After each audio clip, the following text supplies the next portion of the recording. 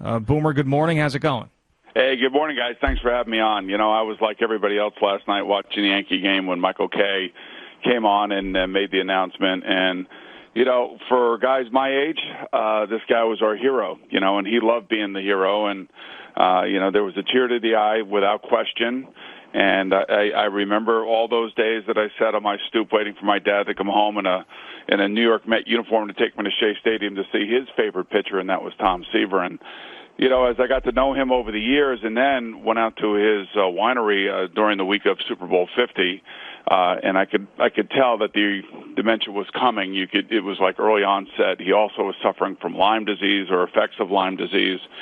You knew that he probably wasn't in a great frame of mind, but he did have moments where when we were sitting in his office, you know, he was the Tom Seaver that when you look back at all the things that were said about him and I think the original scouting report from Tommy Lasorda basically said that this kid's got everything that, you know, that you need. He wants to win. He has the will to win. And that person came out numerous times when I was out there in Calistoga. So, you know, yesterday for those of us probably between the ages of, let's say, 57 to 70, were impacted mightily by him when we were kids.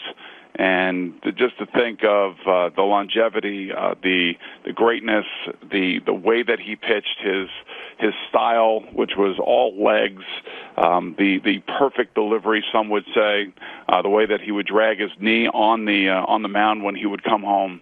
And, you know, this is one of the reasons why when I started at WFAN 13 years ago with Craig Harton, I said, you know, why isn't there a statue of Tom Seaver out in front of, you know, or a planned statue out in front of a Citi Field? I never understood that. I wanted one at Shea Stadium because that was really his home. But I think there was some, I can't explain it. I think there was some disconnect between he and the Mets, and I'm not really sure what it was. And he never really went into the detail with that when we were out there at his winery. But all I can tell you guys is like my heart sunk last night watching the Yankee game and hearing that news. And, you know, you just think about your childhood. You think about all the memories. You think about everything that he did for the New York Mets.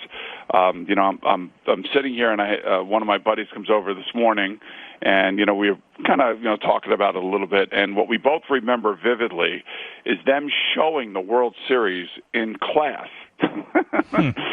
We watched the games in our classrooms, or they took us to, I think where I was, they took me to a gymnasium and we watched it on like a little black and white TV at a gymnasium.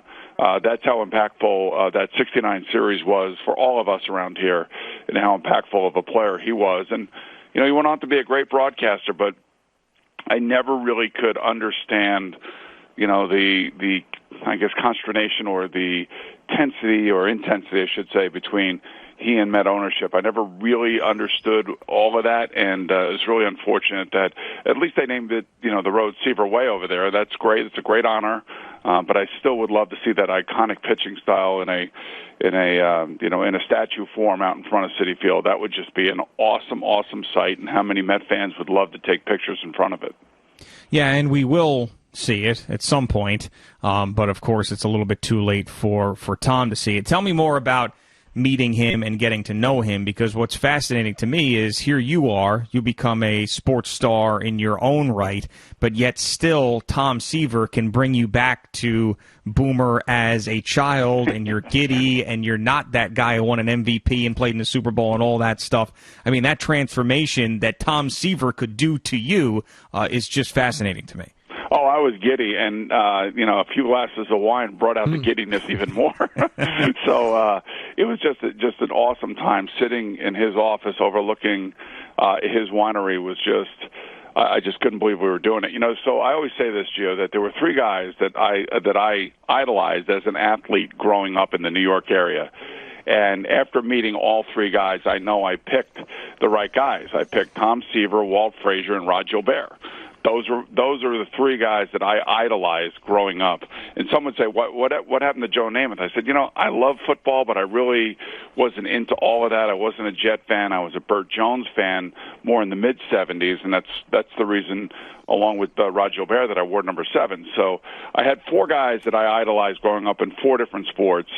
And I've had an opportunity to meet all four of the guys, and at different stages of my career, and still consider myself a friend of Rod Gilbert and of course, Burt Jones. But Tom Seaver was one of those guys. And when you sat there and you listened to him talk about, different games, and when you think about it, I think, the fact that he's appeared in something, I don't know, like 500 games or something like that for over 20 years and had a level of consistency and very rarely ever took a trip to the injured list and, was able to accomplish what he accomplished in 20 years. I'm never going to see that again, ever in baseball.